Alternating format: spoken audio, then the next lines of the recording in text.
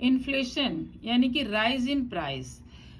जैसे कि देख रहे the rate of increase in the general price level over a period of time, कि समय के साथ जो भी चीज़ों की कीमत बढ़ जाती है, जैसे कि food, clothes, medical services, fuel और भी बहुत सारी जो भी आपकी बेसिक रिक्वायरमेंट्स होती है, बेसिक नीड्स होती है, उनकी कीमत जो बढ़ जाती है वही है इन्फ्लेशन।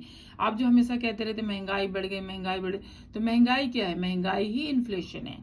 अब ये दो तरह की होती है, एक होती है डिमांड पुल इन्फ्लेशन, दूसरा होता है कॉस्ट पुश इन्फ्लेशन।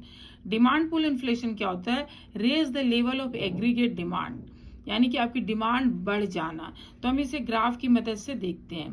तो ये देख रहे हैं हमारा ओरिजिन टू एक्स एक्सिस जो है डिमांड है, और ओरिजिन टू वाई एक्सिस जो है हमारा सप्लाई है। सप्लाई जो है मान लीजिए कि वो ये है, और डिमांड कहाँ आ गई है? डिमांड देखिए बढ़ करके यहाँ चली गई ओ आर।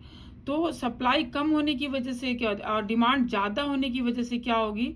अब प्राइस बढ़ेगी, क्योंकि यहाँ पर सप्लाई कम है लेकिन डिमांड देख रहे कि ज़्यादा है। तो अगर किसी भी चीज़ की आपकी डिमांड ज़्यादा होगी और सप्लाई कम होगी, तो इसका फल क्या होगा कि प्राइस जो है बढ़ जाएगी, क्योंकि मार्केट में प्रोडक्ट्स कम रहेंगे। तो सप्लायर क्या करेगा? अपने प्रोडक्ट की कीमत को बढ़ा देगा। वो देखेगा कि मार्केट में प्रोडक्ट तो कम है, 4 है, लेने वाले 8 है, क्योंकि डिमांड ज़्यादा है, तो उसकी कीमत बढ़ जाएगी। तो जैसे ही सप्लाई हमारा नीचे आएगा, डिक्रीज होगा, डिमांड इंक्रीज होगी, तो प्राइस भी इंक्रीज हो जाएगी। तो यही है डिमांड पुल इन्फ्लेशन, की डिमांड के बढ़ते ही प्राइस बढ़ जाती है, यानी कि महंगाई फिर बढ़ना शुरू हो जाएगी। दूसरा हमारा क्या है? Cost push inflation.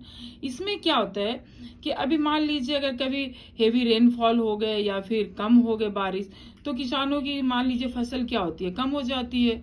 तो अब अगर फसल कम होगी, रॉ मटेरियल्स कम होगी, तो क्या होगा? कॉस्ट ऑफ प्रोडक्शन जो है बढ़ जाएगी।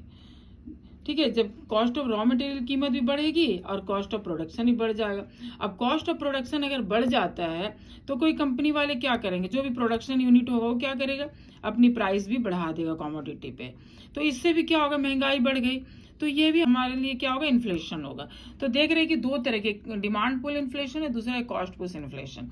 तो इन्फ्लेशन जो है दो इस तरह से हमारी इकोनॉमी में इफेक्ट करती है।